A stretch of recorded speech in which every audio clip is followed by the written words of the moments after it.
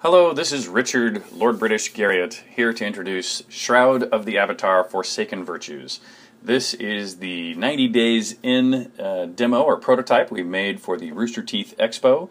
As I noted there, we're only 3 months after the end of our Kickstarter, where we've taken the early prototype that we built with off-the-shelf tools and art, etc., and I'm now building the real games. We're 3 months into an 18-month schedule, but we would like to show the community and everyone the game in progress as we're building it, but please keep in mind the early state of our evolution and as we and judge features appropriately, shall we say.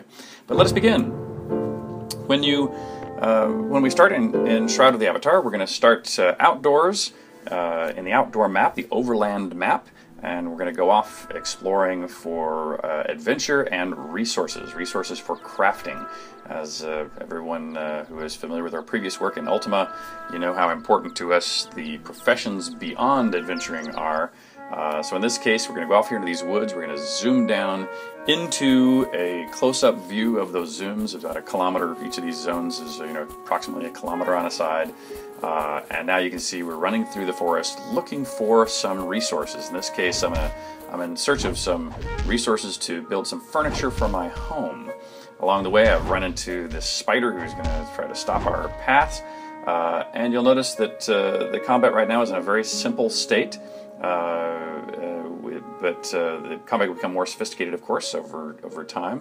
It's just a simple stand toe-to-toe and fight at the moment.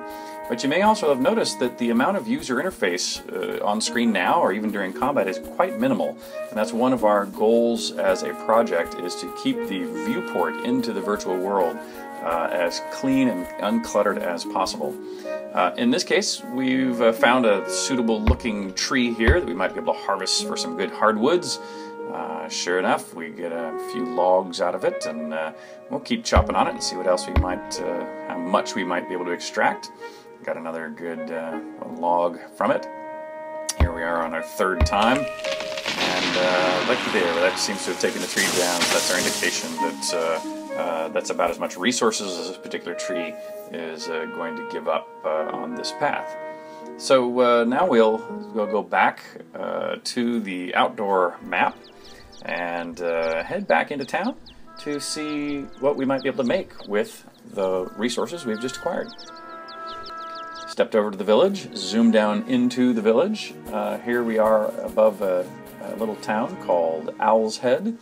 If we look around, you may have heard a little buzzing sound. What was that? Ah, I see. It's a little Tesla tower that is here in this town, offering a bit of protection. So this is actually one of the relatively safe towns compared to some that are further afield.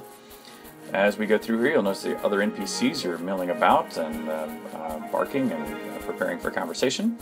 But here in front of our own house, you'll see a couple of crafting stations. This first station is a sawmill.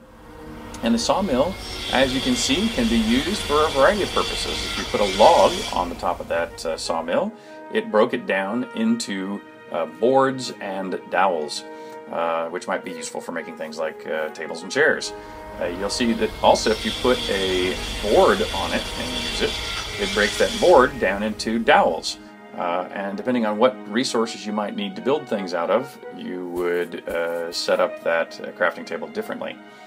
Right next to it, you can see we have the carpenter's table.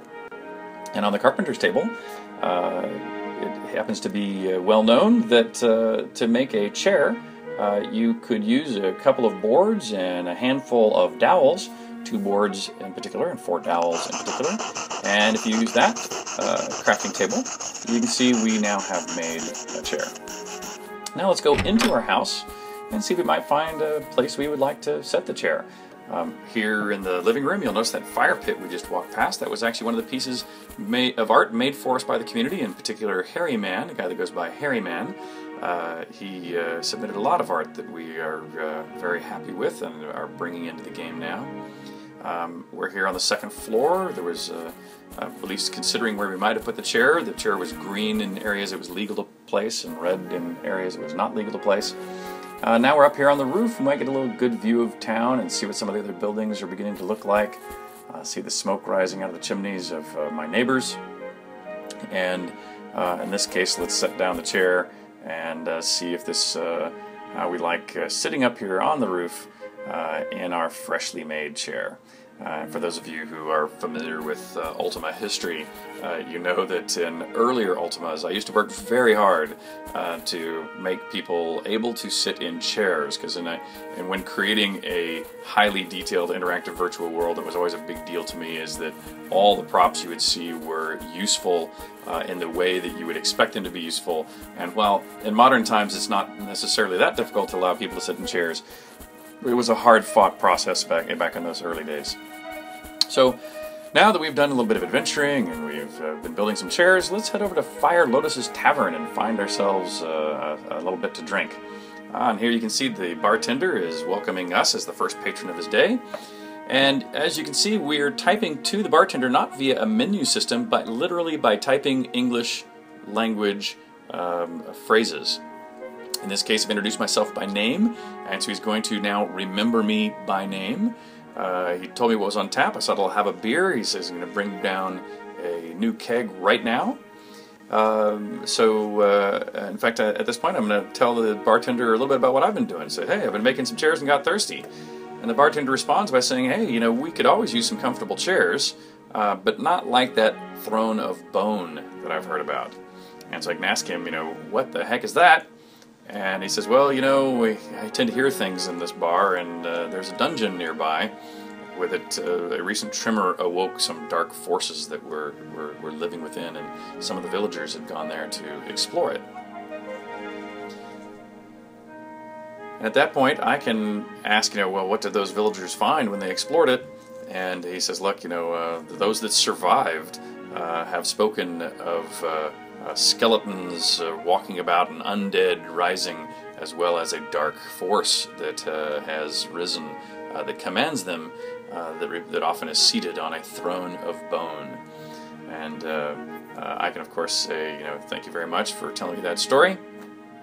And the bartender says, look, you know, hey, if you do something regarding that dungeon, I'm sure there's going to be a lot of people in this town who will be very thankful.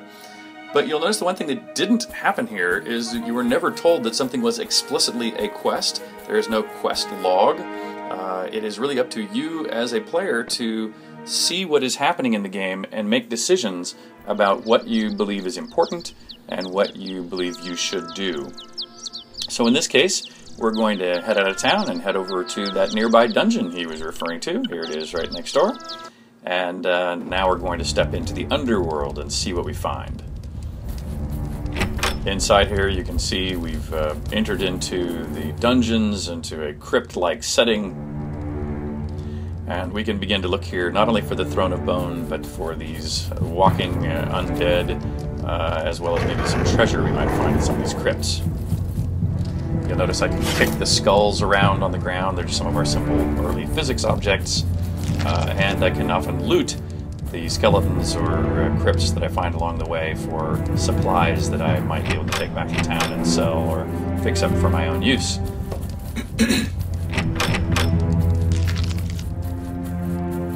As I explore a little farther, you can see I'm still finding some treasure here and there. But I see in some of these side crypts the walls are being burst out and some of those skeletons are being delayed chase. But today, instead of stopping to fight them, we'll try to see if we can make it through to the deeper recesses of this pit and try to find the malevolent force that is driving this evil and perhaps recover that throne of bone to put in my own home. As I proceed down, in addition to the undead, you'll see there's plenty of spiders and spider webs and bodies laying about. But in addition to monsters to fight, there are often puzzles to figure out as well. And here in this room, across the room was a gate that won't be open, and I can't actually finish until I solve a bit of a puzzle here. But along the way, I continue to find little bits of loot. And this puzzle is a puzzle about torches, where you have to turn all the blue torches to red.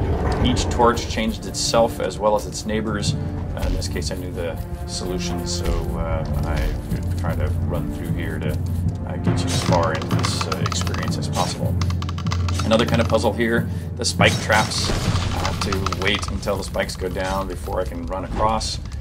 There's a doorway here that was filled in that I can bust down, and that lets me into the final chamber here, where up on the top of that dais is the Grand Lich, who is in fact in charge of this deadly place. I can run up here and have a little combat with him. Again, this is still very early combat. Later on, you'll have, of course, much more sound effects, the ability to cast magic, be a much more interesting combat, but here you can begin to see is the beginning of the way this would take place.